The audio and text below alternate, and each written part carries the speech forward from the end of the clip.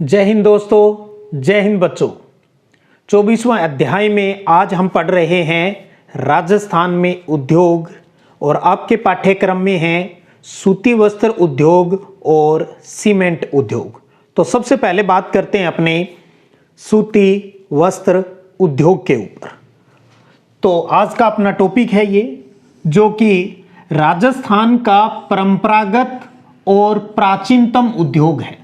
तो राजस्थान का परंपरागत और प्राचीनतम उद्योग कौन सा है? सूती वस्त्र उद्योग, जो कि ग्रामीण जनसंख्या को सबसे अधिक रोजगार भी उपलब्ध करवाता है। अब बात करें भी राजस्थान में सबसे पहले सूती वस्त्र का कारखाना या मिल है, वो कब, कहां और किसने स्थापित की? बहुत प्यारा प्रश्न बनता है, अक्सर बोर्ड परीक्षा में और प्रतियोगी परीक्षाओं में पूछा जाता है ये प्रश्न। तो सबसे पहले जो सूती वस्त्र जो मिल स्थापित हुई थी उसका नाम है दी कृष्णा मिल्स लिमिटेड। कृष्णा के नाम पर है दी कृष्णा मिल्स लिमिटेड। और कहां स्थापित हुई? अजमेर डिस्ट्रिक्ट के ब्यावर में। तो ब्यावर में राजस्थान की पहली सूती वस्त्र मिल की स्थापना हुई। और कब हुई? 1889 में। 1889 है, ध्यान दीजिएगा, 1889 में। और स्थापित करने वाला सेठ दामोदर दास व्यास, यानी प्राइवेट सेक्टर में स्थापना हुई। सेठ दामोदर दास व्यास ने 1889 में ब्यावर के अंदर दी कृष्णा मिल्स लिमिटेड की स्थापना की, जो कि राजस्थान की पहली सूती वस्त्र मिल थी। अब बात आती है दूसरी कब स्थापित हुई। दूसरी मिल का नाम है Edward mills limited. Edward mills limited, Edward mills limited. और यह भी कहां स्थापित हुई? ब्यावर के अंदर। और सन है 1906। 1889, उसके बाद 1906, यानी हम आजादी से पहले की बात ही कर रहे हैं। तो दूसरी मिल है वो एडवर्ड मिल्स लिमिटेड स्थापित हुई ब्यावर में ही, यह स्थापित हुई 1906 में। तीसरी मिल की अगर बात करें तो उसका नाम है श्री महालक्ष्मी। श्री महालक्ष्मी मिल्स लिमिटेड, यह भी ब्यावर अजमेर में स्थापित हुई 1925 में। 1925 में। तो 1889 में सबसे पहली दी कृष्णा मिल्स लिमिटेड, दूसरी एडवर्ड मिल्स लिमिटेड, यह भी ब्यावर में 1906, तीसरी श्री महालक्ष्मी, ये ब्यावर में, और 1925, 1889, 1906 और 1925। उसके बाद कुछ और मिल्स हम पढ़ें जो कि आजादी से पहले ही स्थापित हो चुकी थी। उसी क्रम में आता है Mewar textile mills. Mewar textile mills, ये कहां पर स्थापित हुई? भीलवाड़ा में। नाम से स्पष्ट है मेवाड़, तो मेवाड़ क्षेत्र में ही भीलवाड़ा आता है। उदयपुर, राजसमंद, भीलवाड़ा, चित्तौड़गढ़ वाला जो इलाका मेवाड़ क्षेत्र। तो मेवाड़ टेक्सटाइल मिल्स लिमिटेड की स्थापना भीलवाड़ा में हुई। और कब हुई? 1938 में। 1938 में।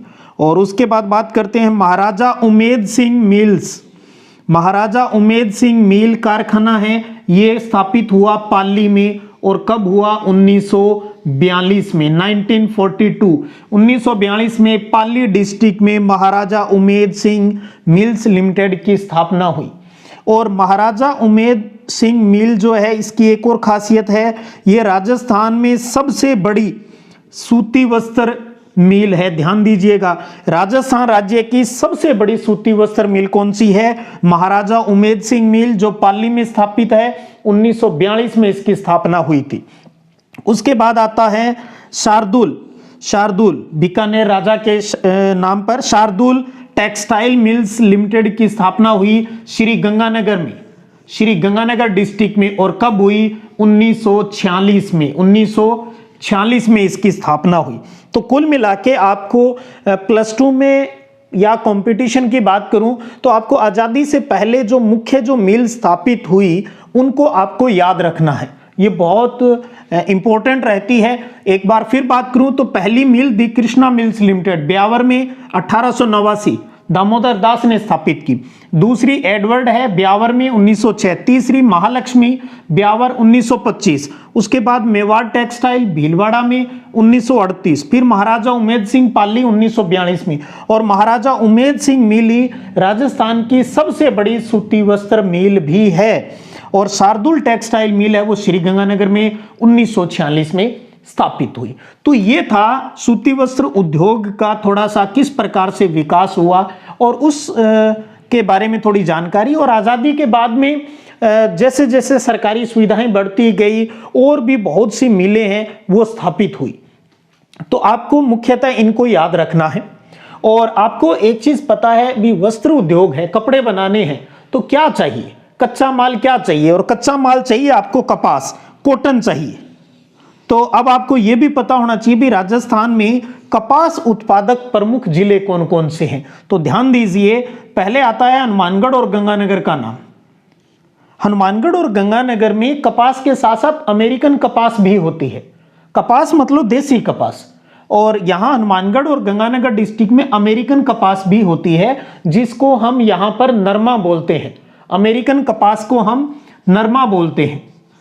तो कपास नरमा है, इसी से कपड़े बनाए जाते हैं। और राजस्थान के प्रमुख कपास उत्पादक जिले हैं वो हनुमानगढ़ हो गया, गंगानगर हो गया, बांसवाड़ा हो गया, कोटा हो गया, बूंदी हो गया, ये प्रमुख उत्पादक जिले हैं। तो आपको 2-4 नाम ये जरूर ध्यान में होना चाहिए। और कपास का नाम आते ही सबसे पहले आपके दिमाग में हनुमानगढ़ डिस्ट्रिक्ट और गंगानगर डिस्ट्रिक्ट का नाम अवश्य आ जाना चाहिए। और अब जब सूती वस्त्र उद्योग की बात आती है, कपड़ों की बात आती है, तो एक डिस्ट्रिक्ट अपना और बच जाता है जिसका नाम है भीलवाड़ा। भीलवाड़ा, और भीलवाड़ा में हमने मिल भी पढ़ी है, एक मेवाड़ टेक्सटाइल मिल 1938 में स्थापित हुई थी। भीलवाड़ा डिस्ट्रिक्ट की बात हो रही है यहां पर। राजस्थान में भीलवाड़ा को राजस्थान का मैनचेस्टर कहा जाता है। बहुत ही प्यारा प्रश्न। जैसे उत्तरी भारत का कानपुर है, राजस्थान का मैनचेस्टर किसे कहा जाता है? भीलवाड़ा को कहा जाता है। राजस्थान की वस्त्र नगरी, राजस्थान की वस्त्र नगरी किसे कहा जाता है? भीलवाड़ा को कहा जाता है। क्यों कहा जाता है? क्योंकि वस्त्र उत्पादन में, कपड़े बनाने में, वस्त्र उत्पादन में ये राजस्थान का प्रमुख और अग्रणी जिला है। तो वस्त्र उत्पादन के कारण ही भीलवाड़ा डिस्ट्रिक्ट को राजस्थान का मैनचेस्टर कहा जाता है। तो ये चीज आप ध्यान रखिए, बहुत प्यारा प्रश्न बनता है यहां पर। अब बात करते हैं हम एक और अच्छे 1 या 2 नंबर के प्यारे से प्रश्न पर भी। राजस्थान में सूती वस्त्रों के उत्पादन की अगर हम बात करें तो उसमें ग्रोथ भी हो रही है, डेवलपमेंट भी हो रहा है। सूती वस्त्र उद्योग का राजस्थान में वृद्धि भी हो रही है, विकास भी हो रहा है, लेकिन फिर भी कुछ समस्याएं हैं, फिर भी कुछ समस्याएं हैं। तो अब हम पढ़ लेते हैं सूती वस्त्र उद्योग की राजस्थान में प्रमुख समस्याएं कौन सी है। यह भी एक अच्छा प्रश्न आपके लिए बोर्ड परीक्षा में बन सकता है। तो समस्याओं में पहली समस्या है कच्चे माल की कमी। कच्चा माल क्या है? कपास है इसके लिए, क्योंकि ये हर जगह नहीं होता है, कुछ सिलेक्टेड डिस्ट्रिक्ट में ही इसका उत्पादन है वो अच्छा है। तो इसके लिए कच्चे माल की कमी है वो रहती है, ये एक प्रमुख समस्या है। उसके अलावा दूसरी कमी है राजस्थान की शुष्क जलवायु का होना। ड्राई क्लाइमेट है यहाँ पर, जबकि सूती वस्त्र उद्योग के लिए नम जलवायु है, उसकी आवश्यकता पड़ती है। तो शुष्क जलवायु का होना ये भी राजस्थान में सूती वस्त्र उद्योग की एक समस्या है। तीसरी बात करें ऊर्जा के साधनों की कमी, यानी लाइट की बड़ी कमी रहती है। तो ऊर्जा के, शक्ति के जो साधन है उसकी कमी है वो राजस्थान में है। और अगली कमी की बात करें तो यहाँ पर जो भी मिल स्थापित है ज्यादातर में क्या है, पुरानी और छोटी मशीनों का ही इस्तेमाल होता है। तो पुरानी और छोटी मशीनों का होना भी एक समस्या है। आज हमें जरूरत है यहाँ पर जो आधुनिक टेक्नोलॉजी वाली जो मशीनें हैं उनका इस्तेमाल है वो करना चाहिए।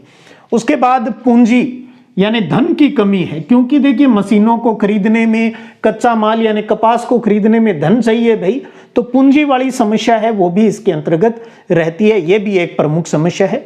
उसके अलावा ज्यादातर क्योंकि ग्रामीण क्षेत्रों में स्थापित है, गांवों के लोग ही ज्यादा यहाँ पर इसमें काम करते हैं, तो वो ज्यादातर प्रशिक्षित नहीं है लोग। तो अप्रशिक्षित श्रमिक का होना भी एक समस्या है।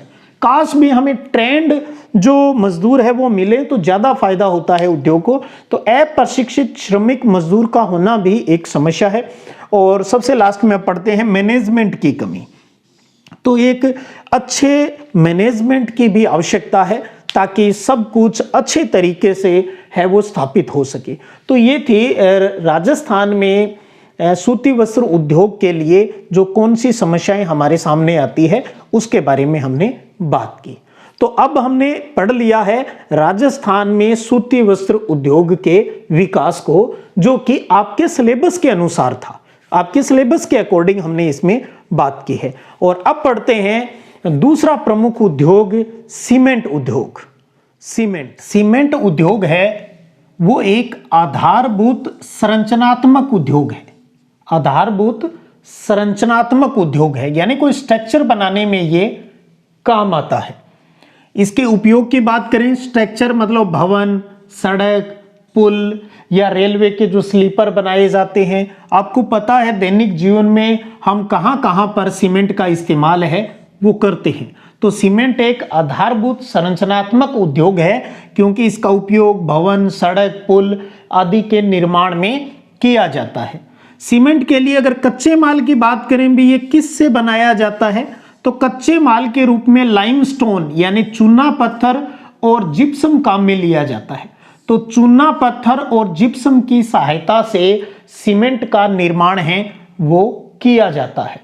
और इसलिए ज्यादातर जो सीमेंट के जो कारखाने हैं वो कहां स्थापित किए जाते हैं, यानी स्थानीयकरण की अगर हम बात करें तो जहां पर कच्चा माल आसानी से उपलब्ध हो जाता है वहीं पर सीमेंट उद्योग की स्थापना की जाती है।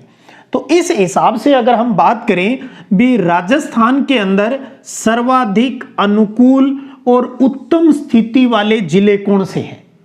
सीमेंट उद्योग के लिए राजस्थान में सर्वाधिक अनुकूल और उत्तम स्थिति वाले जिले कौन से हैं? अगर ये आपसे पूछे तो इसका उत्तर रहेगा 2 डिस्ट्रिक्ट, चित्तौड़गढ़ और सवाई माधोपुर। ध्यान दीजिए, चित्तौड़गढ़ और सवाई माधोपुर है वो राजस्थान में सीमेंट उद्योग के लिए सर्वाधिक अनुकूल और एक अच्छी स्थिति वाले डिस्ट्रिक्ट है। और राज्य में सीमेंट उद्योग का जो प्रारंभिक जो स्थानीयकरण है, यानी शुरुआती रूप से अगर हम बात करें तो मुख्यतः जो पूर्वी और जो दक्षिणी पूर्वी जिले हैं जैसे बूंदी, सवाई माधोपुर, कोटा, चित्तौड़गढ़, उदयपुर, यहीं पर स्थापित हुए हैं क्योंकि यहां पर कच्चा माल है वो आसानी से उपलब्ध हो जाता है। अब हम और आगे बढ़ें उससे पहले एक बात और कर लेते हैं भी, देश के अंदर सीमेंट उत्पादन में राजस्थान का कौन सा स्थान है? तो ध्यान दीजिएगा, दूसरा स्थान है। सीमेंट उत्पादन में राजस्थान का भारत के अंदर दूसरा स्थान है। पहला स्थान है वो आंध्र प्रदेश राज्य का है। अब हमने ये कहा ना, ज्यादातर कच्चे माल के प्राप्ति स्रोत के पास ही सीमेंट उद्योग स्थापित किए जाते हैं, लेकिन पिछले कुछ वर्षों की अगर बात करें तो इस उद्योग का जो स्थानीयकरण है वो दक्षिणी और पश्चिमी जिलों की ओर होने लगा है। अब एक बहुत प्यारा प्रश्न बन जाएगा आपके लिए भी, सीमेंट उद्योग का पश्चिमी जिलों की ओर जो स्थानीयकरण हो रहा है उसके कोई 2 कारण लिखिए। तो कोई न कोई कारण होगा भी, कोई चीज कहां पर जाती है। हमने अभी क्या कहा, हमने आपको एक बात बताई, शुरुआती दौर में सीमेंट उद्योग पूर्वी या दक्षिणी पूर्वी राज्यों में ज्यादा जो स्थापित था, लेकिन अब क्या हो रहा है वो दक्षिणी पश्चिमी जिलों की तरफ, पश्चिमी जिले और दक्षिणी पश्चिमी जिलों की ओर इसका स्थानांतरण हो रहा है। या ऐसे पूछ ले आपसे भी, पश्चिमी जिलों में ज्यादा इसका स्थानांतरण हो रहा है, क्यों हो रहा है भाई, इसके क्या कारण हो सकते हैं? तो देखिएगा, इसका जो सबसे महत्वपूर्ण कारण है वो है भी, पश्चिमी जिलों के अंदर क्या है, नहरी जल उपलब्ध हो गया है। जैसे इंदिरा गांधी नहर का पानी मिलने लग गया है अभी, तो पश्चिमी जिलों में नहरी जल है उसका पानी उपलब्ध होने लग गया है। और दूसरा कारण है वैकल्पिक ऊर्जा स्रोतों की उपलब्धता। वैकल्पिक ऊर्जा स्रोत कौन से हैं? यानी बिजली के एवज में वो क्या हो सकते हैं, वो सौर ऊर्जा हो सकती है, पवन ऊर्जा हो सकती है। तो यानी वैकल्पिक ऊर्जा के स्रोत है वो भी अब पश्चिमी राजस्थान में उपलब्ध हो गए हैं। तो पश्चिमी राजस्थान में नहरी जल की उपलब्धता और वैकल्पिक ऊर्जा स्रोतों की उपलब्धता के कारण ये दक्षिणी पश्चिमी जिलों की ओर सीमेंट उद्योग का स्थानांतरण होने लगा है। अब देखिए, अब हम सीमेंट उद्योग का राजस्थान में विकास की बात कर लें भी, सबसे पहले कहां स्थापित हुआ। तो देखिए, राज्य का पहला सीमेंट जो कारखाना है वो लाखेरी बूंदी में स्थापित हुआ था। बहुत अच्छा प्रश्न है ये। राजस्थान में सबसे पहले सीमेंट का कारखाना कहां स्थापित हुआ? लाखेरी, जो किस डिस्ट्रिक्ट में है? बूंदी डिस्ट्रिक्ट में है। और इसकी स्थापना 1915 में क्लिक निक्सन कंपनी द्वारा की गई थी। तो क्लिक निक्सन कंपनी द्वारा राज्य का पहला सीमेंट कारखाना लाखेरी बूंदी में स्थापित किया गया था। तो इसके बाद अब हम बात करते हैं भी, हमने सीमेंट उद्योग के जो कारखाने लगा रहे हैं हम, मुख्यतः वो कहां कहां लगाए गए हैं। तो कुछ एक लोकेशन आपको याद होनी चाहिए।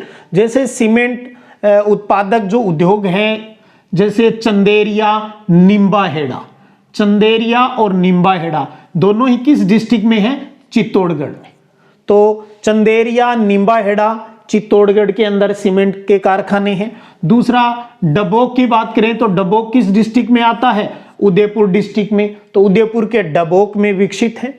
उसके अलावा गोटन जो कि नागौर डिस्ट्रिक्ट में है, यहां पर जेके वाहिड सीमेंट का कारखाना है। वाहिड सीमेंट, जेके वाहिड सीमेंट का कारखाना कहां है? गोटन। और गोटन किस डिस्ट्रिक्ट में है? नागौर में है। और रेलवे लाइन से जुड़ा हुआ है ये भी। और जोधपुर डिस्ट्रिक्ट का है खारिया खंगार। खारिया खंगार जोधपुर डिस्ट्रिक्ट में आता है और गोटन है वो नागौर डिस्ट्रिक्ट में है। तो जोधपुर डिस्ट्रिक्ट के खारिया खंगार में बिरला वालों का बिरला वाहिड सीमेंट कारखाना है। तो ये बिरला वालों का है, ये जेके वालों का है। तो गोटन में तो जेके वाहिड सीमेंट का कारखाना है और खारिया खंगार में बिरला वाहिड सीमेंट का कारखाना है, यानी सफेद सीमेंट है वो यहां पर बनती है। तो कुछ ये लोकेशन भी आप है वो याद रख लीजिएगा। और भी है, जैसे मोडक है, कोटा के अंदर है, और कोटारास पाली में है, पिंडवाड़ा सिरोही में है, और भी बहुत सी लोकेशनें हैं, लेकिन आप परीक्षा के हिसाब से इनको आप ध्यान में रखिएगा। अब एक दो नंबर के प्यारे प्रश्न और बनते हैं सीमेंट उद्योग में। क्या राजस्थान राज्य में सीमेंट के छोटे कारखाने अधिक स्थापित है, यानी बड़े और मध्यम कारखानों के स्थान पर राजस्थान में छोटे कारखाने हैं वो ज्यादा स्थापित किए जाते हैं या किए गए हैं। इसका कारण क्या है? तो 3 कारणों पर हम बात कर रहे हैं। पहला है कि छोटे कारखाने लगाने से क्या है? लागत कम आती है, खर्चा कम आता है, एक तो ये इस वजह से। दूसरा है, इससे बिजली खपत कम होती है, लाइट का जो खर्चा है वो कम होता है, ये दूसरा कारण है। और तीसरा है भी, चूना पत्थर है जो लाइमस्टोन है वो स्टेट में अलग अलग जगह फैला हुआ है, अलग अलग जगह उसके भंडार मिलते हैं। तो जब छोटा कारखाना है तो मांग के अकॉर्डिंग उसे लाना बड़ा आसान रहता है। तो राज्य में फैले हुए चूना पत्थर भंडार का उपयोग किया जाता है। छोटा कारखाना लगाना है तो जहां आसानी से कच्चा माल मिल रहा है वहां पर हम उद्योग की स्थापना कर लेंगे। भी छोटा कर लेते हैं, बड़े में तो खर्चा बहुत आएगा, इतना अपना जेब काम नहीं करती। तो लागत कम होना, बिजली खपत कम होना और स्टेट में फैले हुए लाइमस्टोन का उचित उपयोग करना, इस उद्देश्य से बड़े और मध्यम के स्थान पर छोटे सीमेंट के कारखाने हैं वो राजस्थान में स्थापित किए जाते हैं।